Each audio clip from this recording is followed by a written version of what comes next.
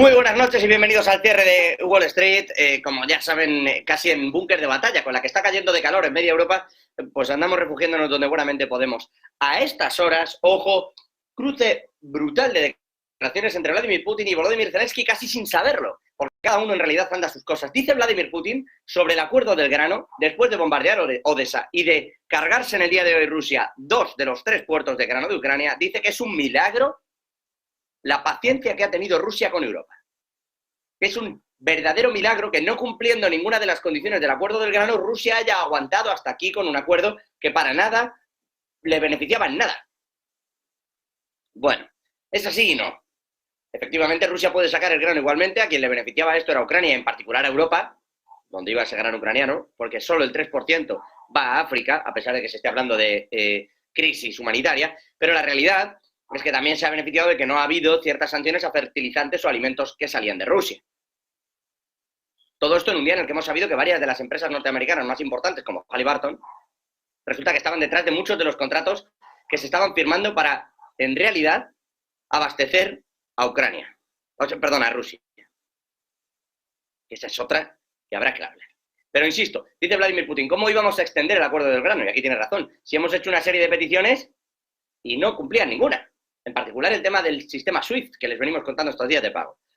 Conclusión, no hay acuerdo y es un milagro, dice Putin, es un verdadero milagro la paciencia que ha tenido Rusia con Europa. También ha dicho el propio Putin que la Federación Rusa puede volver al acuerdo de grano si se eliminan los obstáculos a sus exportaciones agrícolas.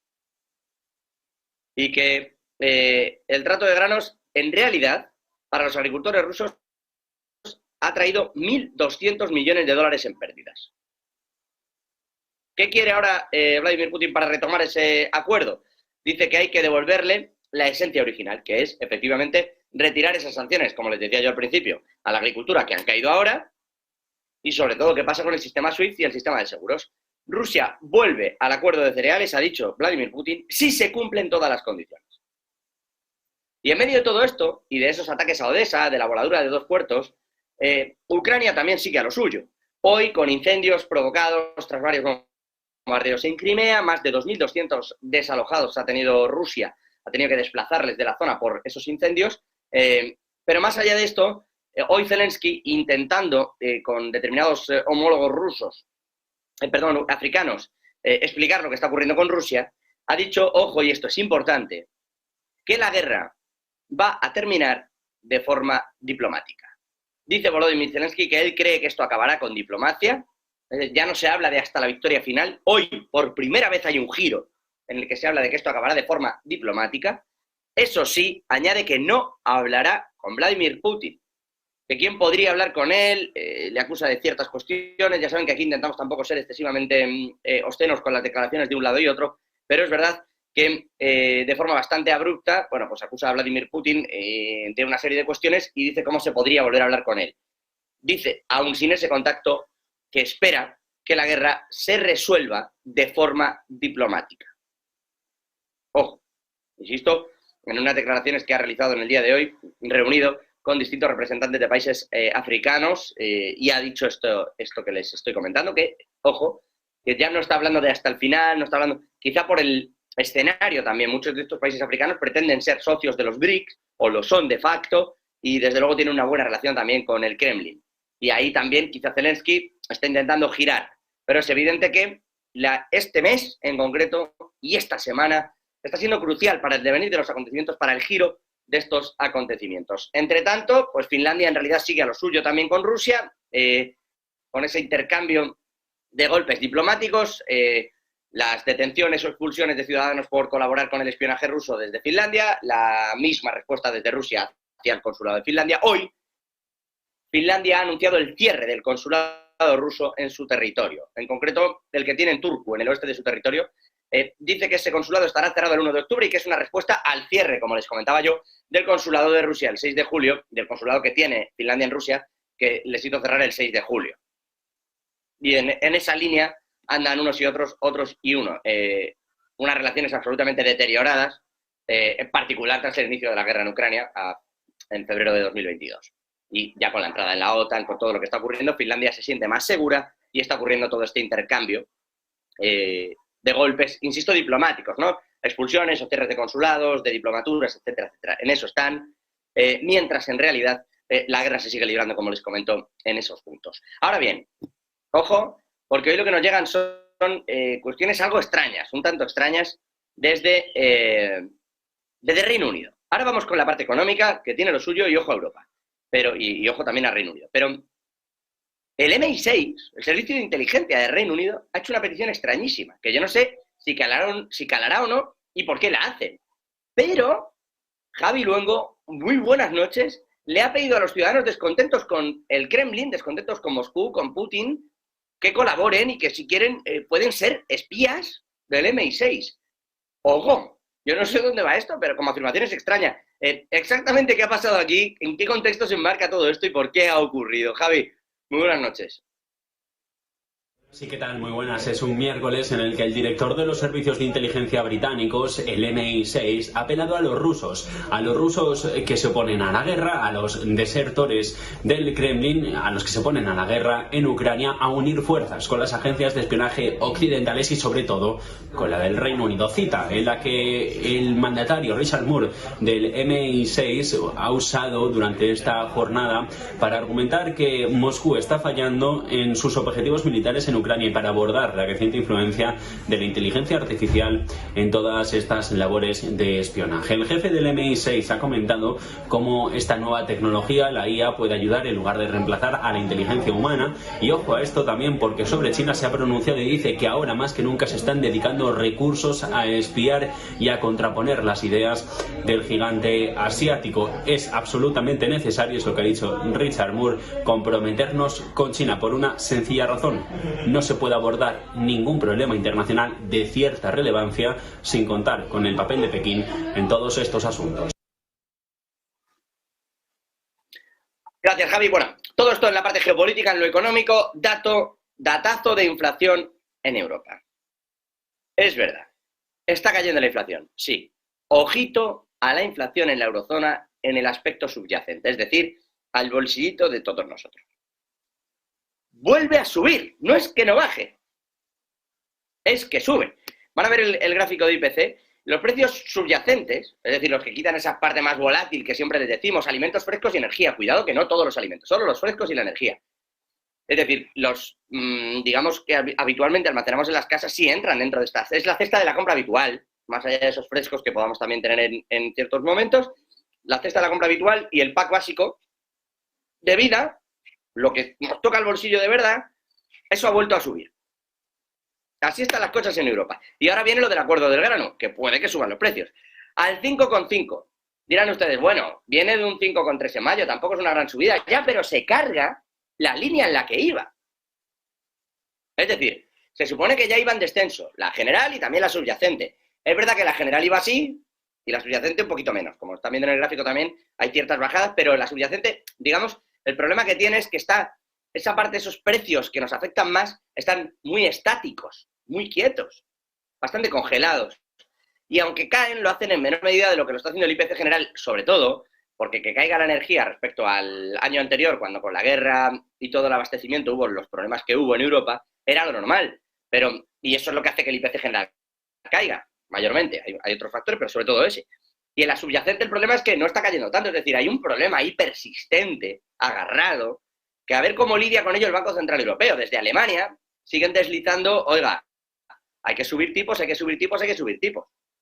Alemania que ya tiene una crisis importante, ahora hablaremos de ella, y que va a encadenar el tercer trimestre en contracción.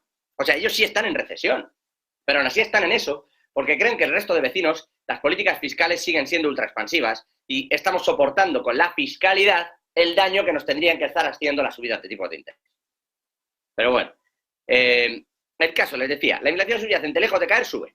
Del 5,3 al 5,5. Es verdad que se esperaba una ligera subida, al 5,4, pero es que ha subido 2 décimas. Sube por encima de las expectativas y, sobre todo, insisto, da la sensación de que no hay un control claro sobre esa inflación subyacente. No hay un control real sobre los precios que nos afectan a todos. En España está en el 5,9 y eso que viene cayendo. Y ya no les quiero contar lo que está ocurriendo en Reino Unido. Más allá de lo que pueda ocurrir la semana que viene con el Banco Central Europeo, que pinta subidas de tipos, y más con este dato de hoy en la eurozona, en Reino Unido tienen un follón tremendo. De hecho, ¿Cómo será la cosa? Que Ramsden, uno de los miembros del Banco de Inglaterra, ha salido hoy a decir que las hipotecas a tipo fijo hacen que esas subidas que ellos están haciendo de tasas de interés no se noten tanto en la inflación. Dice pronto, casi un 8% de inflación. Tienen un follón, insisto, montado allí, importante. Dice Ramsden esto. Aprovecha también para decir que el impacto de esos aumentos de tasas bancarias está tardando más de lo esperado. Y ojo, al Consuelo, que yo no sé si es listo o no, o si está... Yo no sé si el Consuelo es suficiente, desde luego. Dice el propio Ramsden que el QT, es decir, el quantitative tightening, la retirada de dinero del mercado, sería como acumular otros 10 puntos básicos en las tasas de interés actuales del Banco de Inglaterra. Que, ojo, el mercado espera que para finales de año estén en el 6,5%, o sea, disparadísimas. Con esta perspectiva, el Banco de Inglaterra se consuela con que, ojo, aquí habría como un acumulado de otros 10 y tampoco está impactando tanto. Que tienen casi un 8% de inflación, pese a esperar unas subidas hasta el 6,5%. Y que no son capaces de controlar los precios ni de la energía. Y en eso están. En principio no va a haber acuerdos fiscales. Y menos mal. Y menos mal. Porque hay subidas salariales en casi todos los sectores. Dice Rishi Sunak que esto no lo paga el gobierno. O sea, que no lo vuelve a presupuestar. Que lo saque cada uno de su presupuesto. Lo ha dicho también Jeremy Hunt, el ministro de Finanzas. Que si tú quieres subirle los salarios a los médicos en el sector público, fantástico, pero que lo saques del presupuesto que ya tenías. Que nada de deuda. Bueno, a ver dónde acaba esa jugada. Porque hay salarios subiendo entre un 11 y un 14% en algunos sectores. Es que no tiene sentido nada. Claro, así están. En eso está en el Reino Unido. En fin, claro, que para lío importante, si me permiten, el que está viendo con esa estadounidense nombrada como economista jefe de competencia en Europa, que lo fue aquí y que ahora no está claro a qué se dedican y cómo, quiero decir, su parcialidad sobre todo. Hay un follón montado también en este asunto importante. Marta Vilar, con los detalles de toda esta operación. Muy buenas noches, cuéntanos. Lío entre Europa y Estados Unidos. Los aliados, en este caso, están tensos por lo que ha ocurrido en términos más diplomáticos en la Comisión Europea, concretamente en el Departamento de Competencia, porque allí querían contratar como economista jefe de competencia a una economista de Estados Unidos, a una estadounidense.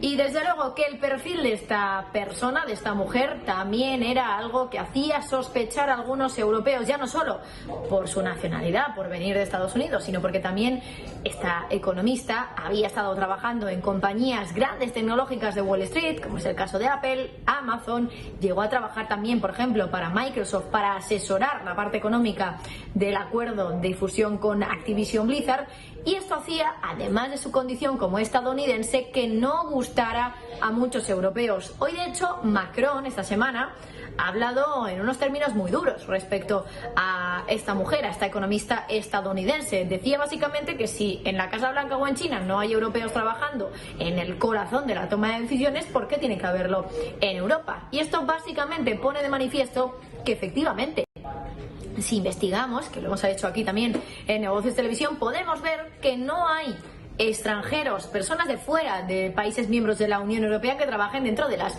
instituciones de la Comisión. Y si nos vamos a la Casa Blanca, tampoco hay personas europeas, por ejemplo, cualquier persona que no sea ciudadano de Estados Unidos que trabaje en la Casa Blanca. Por lo tanto, parece que aunque sean aliados, hay cuestiones donde no se debe, o no se deben tocar, más bien, no se debe contratar en este caso a personas que vengan de fuera del territorio. Claro que Macron también podría estar, sobre todo, más enfocado a evitar que haya una persona estadounidense en Europa y en ese cargo precisamente porque quizá esté interesado en que sea una persona francesa la que pueda ostentar el cargo. Es verdad que en las instituciones europeas ya hay muchos franceses. Sin ir más lejos, piensen en Christine Lagarde, la presidenta del Banco Central Europeo, y piensen también en el comisario de Interior, en Thierry Breton. Veremos quién acaba ostentando este cargo de economista jefe de competencia en la Comisión Europea. Veremos también si acaba siendo de uno de estos países, entre ellos Francia, que ha sido más crítico con la opción de poder contratar a esta estadounidense. Por cierto, la que iba a ser su jefa, Margaret Vestager, lo que ha dicho es que le apena, lamenta profundamente que no se pueda elegir a una persona como contratado por méritos y tenga que hacerse por un pasaporte. Todo esto en el apartado europeo, que vaya tela. Si me permiten, saltando de aquí hacia Estados Unidos, dos cuestiones. Por un lado Taiwán, pero por el otro, China. Si es que no fuera lo mismo. Pero ahora vamos con ese lío. Lo primero es que China está intentando reunirse con los distintos socios africanos para seguir en ese esfuerzo de desdolarización. De hecho, está intentando convencerles para que dejen directamente de usar el dólar en todas las transacciones internacionales y, evidentemente, en las internas. En todas no van a poder. En tanto que las que tengan con Estados Unidos seguro van a acabar siendo en dólares. O las europeas las pueden hacer en euros. Habría que verlo. Pero está en eso China, atacando esa línea de flotación del dólar, aun con todo, y siempre damos este contexto, que más del 80% de las transacciones internacionales se producen en dólares. Pero China está en eso. Exactamente cuál es el punto. Sergio Fernández. Muy buenas noches, tú dirás.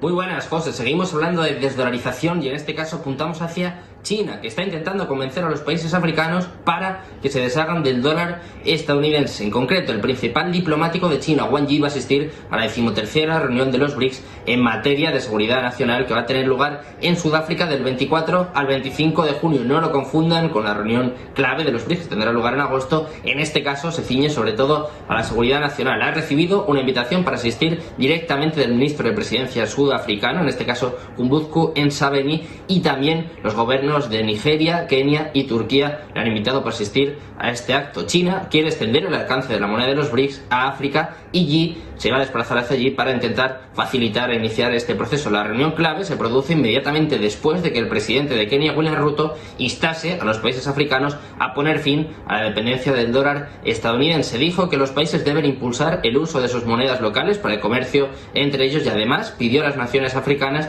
que solo utilicen el dólar estadounidense en los comercios, en los acuerdos con Estados Unidos. La reunión de Xi con el presidente de Kenia, antes o después de la reunión de los BRICS, probablemente será sobre cómo implementar esta política y cómo llevar a cabo esta famosa desdolarización. China sigue avanzando para convencer a otros países en desarrollo para que paguen en el comercio con el yuan chino o con la moneda BRICS, que todo apunta a que se va a lanzar en los próximos meses. Aparte de África, China también está buscando socios en Latinoamérica, los mercados latinoamericanos, impulsando el comercio del yuan y también de la moneda BRICS. Esto podría poner en peligro una vez más al dólar estadounidense, ya que cada vez son más países los que dejan de usar el dólar y se apuntan tanto al yuan como en este caso a la posible moneda de los BRICS.